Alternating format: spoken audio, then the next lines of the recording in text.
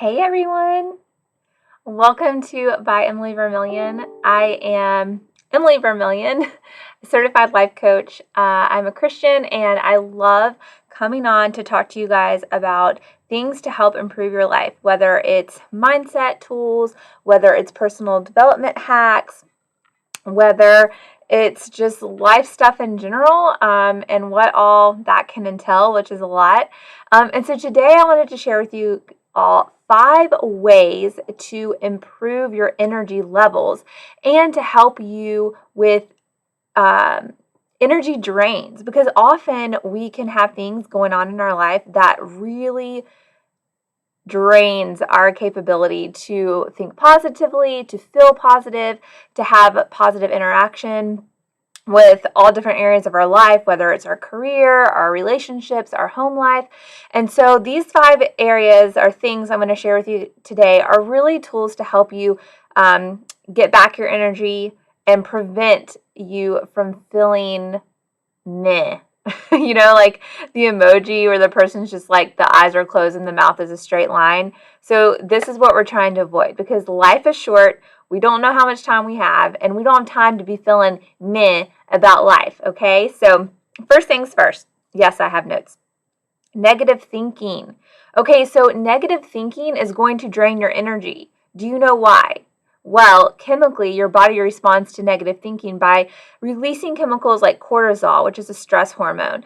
It's usually only to be needed when we're in a fight or flight situation. So when we have a lot of cortisol being dispersed into our body, it doesn't make us feel well, because it kind of puts us in puts our awareness and our blood pressure and our heart rate in a hyperactive state, because naturally cortisol is there to help save our lives, right?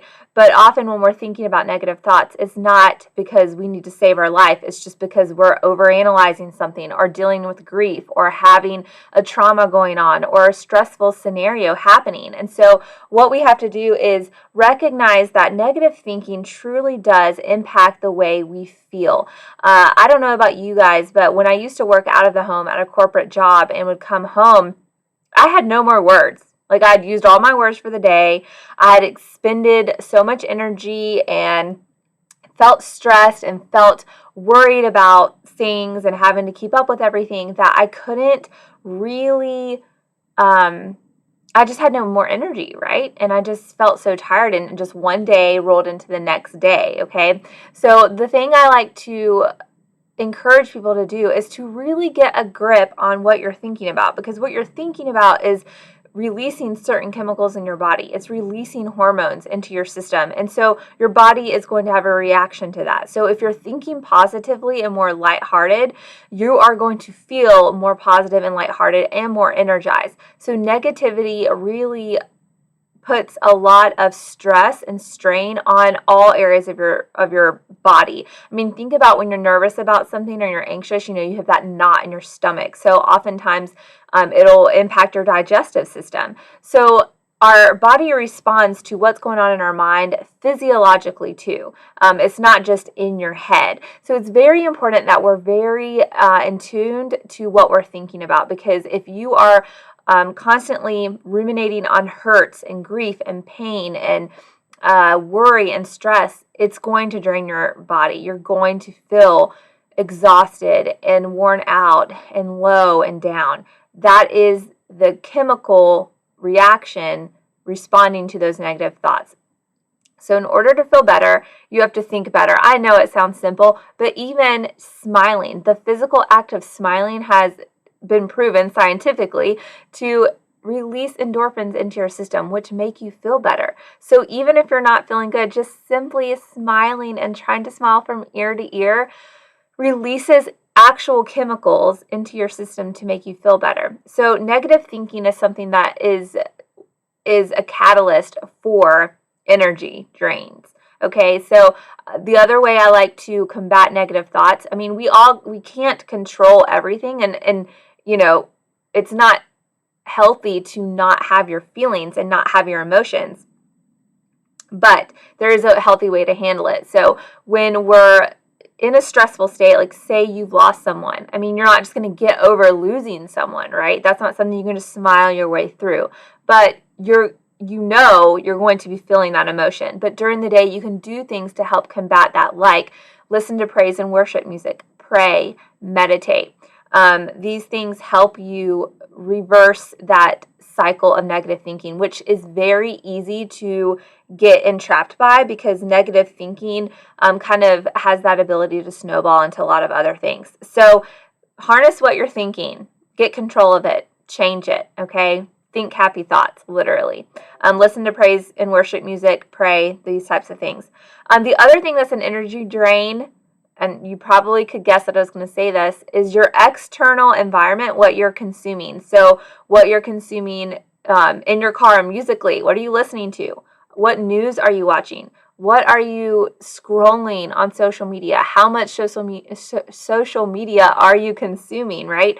So a lot of times we don't realize the negative effect that these things that we're watching and listening and talking about have on our psyche and have on our body. But like I mentioned before, when you're thinking negative things, your body's responding with different hormones and chemicals that it's releasing. So if you are consuming difficult news, if you're watching tragedy on TV, if you're listening to harsh music, if you're listening to people argue or whatever's in your environment, that ultimately is going to drain your energy, because again, it's going to impact your heart rate, your blood pressure. I mean, I know when I've seen things on social media that are lies or make me upset, I mean, that gets my heart rate going, right? And so that drains your energy. I mean, these things that are consuming our thoughts and consuming our brain power basically are going to cause a negative impact on our energy levels.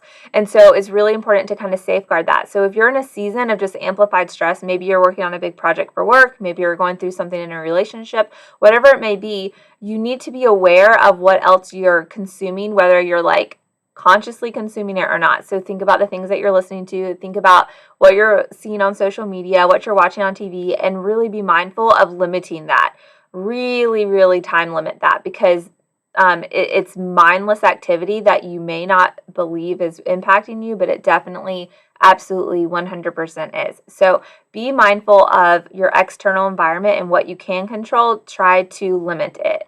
The third thing I already mentioned before about helping you with negative thinking, but meditative prayer is a proven tactic to helping increase your energy levels. It helps oxygenate your body because you're breathing deeply, you're getting more oxygen into your bloodstream, which in effect is giving you more energy.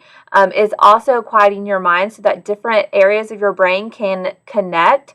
And they've done scans on people who are meditating, and while they're meditating, what it does to your brain. Number one, it's very healthy for your brain. It can repair defective cells and damaged cells in your brain. It helps your brain connect all the different hemispheres, even synonymously, which is a big component to brain health.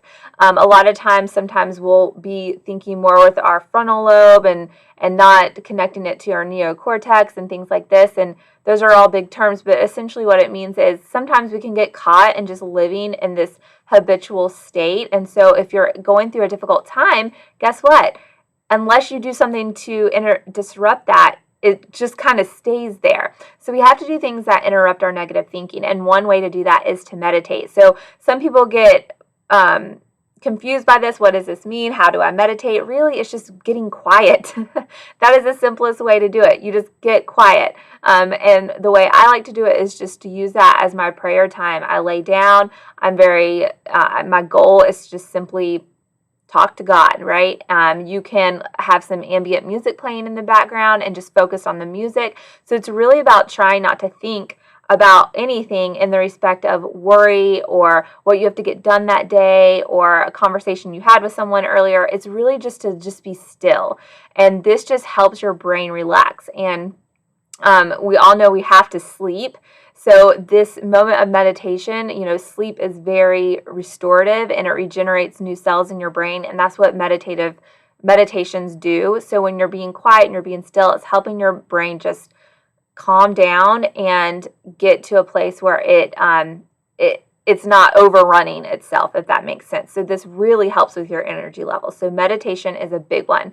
The fourth thing I want to tell you to do is to avoid multitasking. So if you're feeling like you're really depleted at the end of the day, or you're having crashes at 2 o'clock in the afternoon, you just don't feel good in general, you might be trying to do too much. And when we're multitasking, and I'm the queen at trying to do this with 2 littles at home and working from home and all the things, I'm always trying to do more than one thing at a time. But it really bites me in the butt at the end of the day, because I feel like I've done a lot of things but haven't completed any one thing. So time blocking really helps this, and trying to stop multitasking will help you compartmentalize what's going on, and you can just focus on an area, get done, move on to something else. And if you're time blocking, then you're really setting aside time to, like, just answer emails for this 20 minutes, set a timer, just fix lunch, for this hour, get this project started, knock off these to-do lists on your list, whatever it may be, go run that errand. You're blocking out the time to do that, so you can just simply focus on that, and you're not getting worried about, oh my gosh, I haven't gotten this done yet, I haven't started that, I've got to still get this done today. If you time block your day, you've set aside time for those things, and so you're not worried about it. And that constant trying to do more than one thing at a time really doesn't serve you well. Sometimes we can get by with it, but I'm suggesting if you're in a season where you're just feeling very tired and worn out, stop doing the multitasking. Just time block instead. The other thing I want to encourage you to do is to get physical. So physical activity may seem counterintuitive if you're already feeling tired, but your body was made to move. We were not meant to be sedentary. Science has shown that being sedentary for most of the day is worse than smoking over a pack of cigarettes a day.